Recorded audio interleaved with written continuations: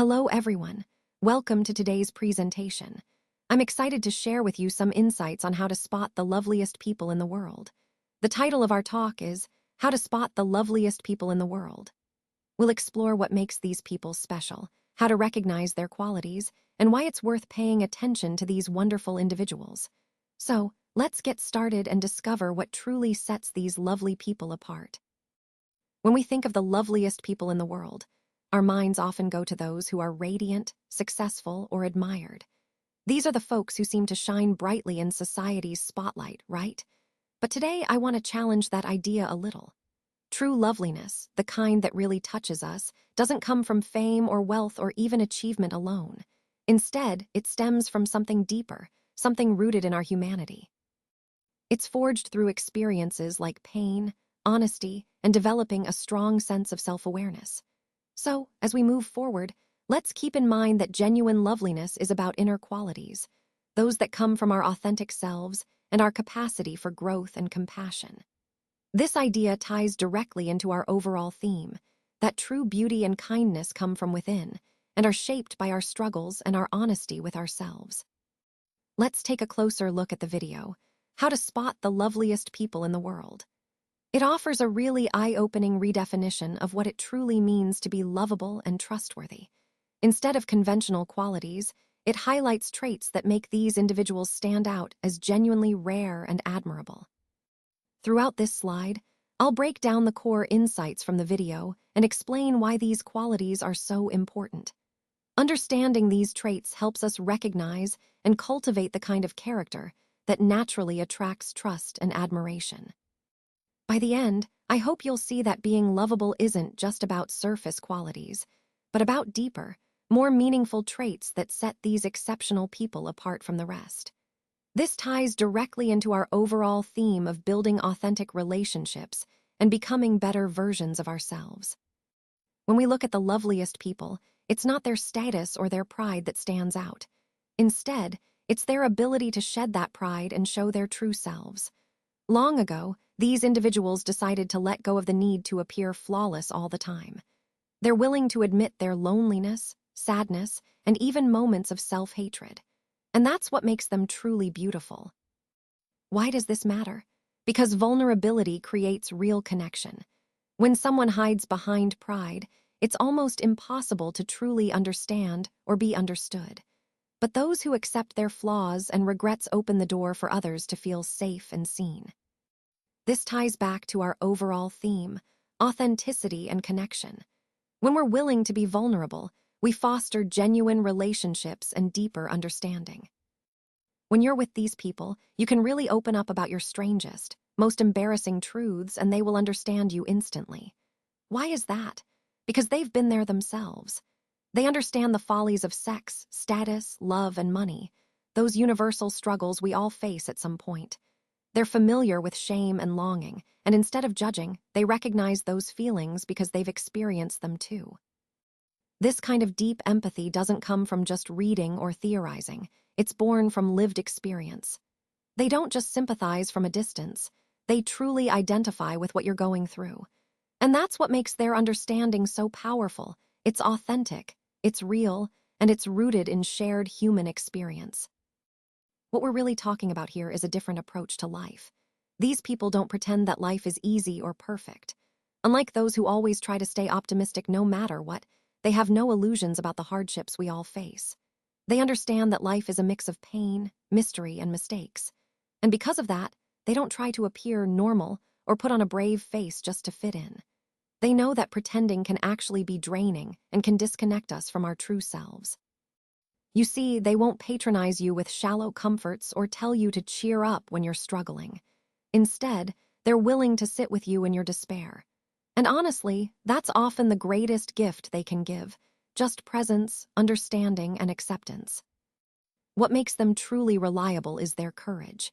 They face their own fears, their own cowardice and corruption without turning away. They've looked into the darkness within themselves, and because of that, they can be a steady, honest presence for others. This approach ties into our broader theme, living authentically and embracing the full spectrum of human experience, not just the sanitized or overly optimistic parts. It's about genuine connection, resilience, and the strength that comes from facing life's realities head-on. They see beyond reputation. The loveliest people, in my experience, don't place much importance on your public image. Why? Because they already understand the truth about human nature. They've come to realize that society can be fickle, sometimes cruel, and often superficial. But here's the interesting part.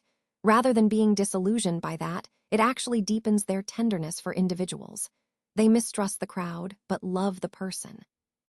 They see the fragility of every human heart and recognize how delicate and precious it is. And that's what truly makes them trustworthy friends. They won't betray you just to gain social advantage. They look beyond appearances and societal expectations, and that's what makes their connection genuine and reliable.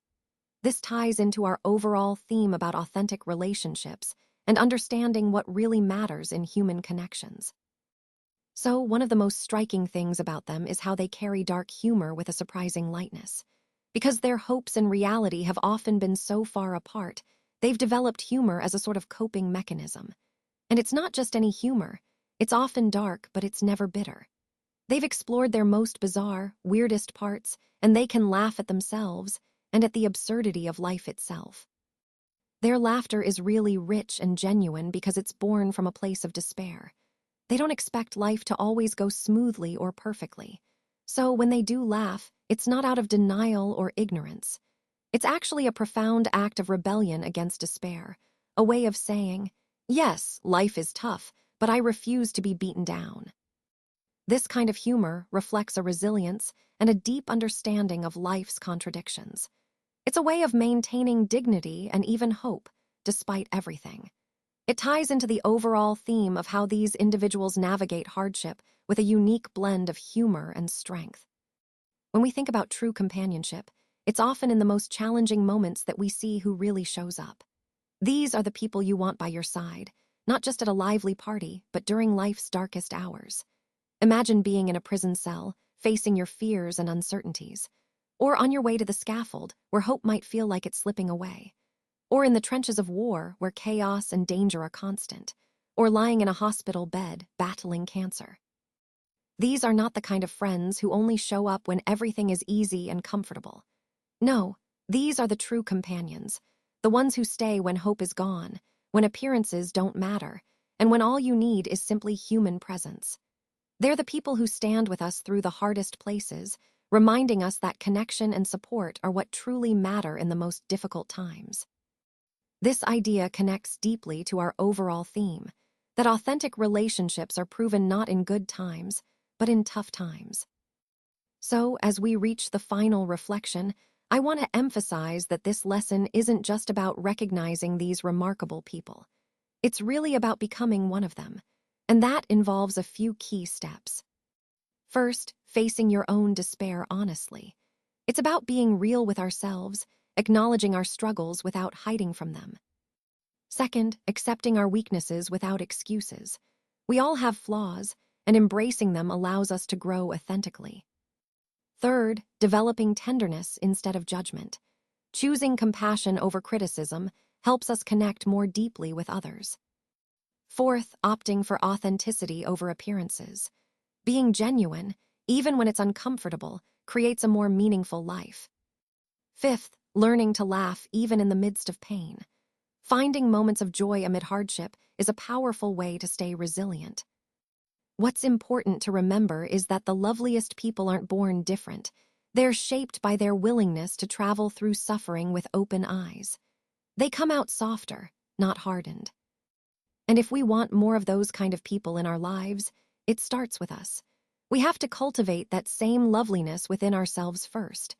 That's the true path to creating a more compassionate, genuine world.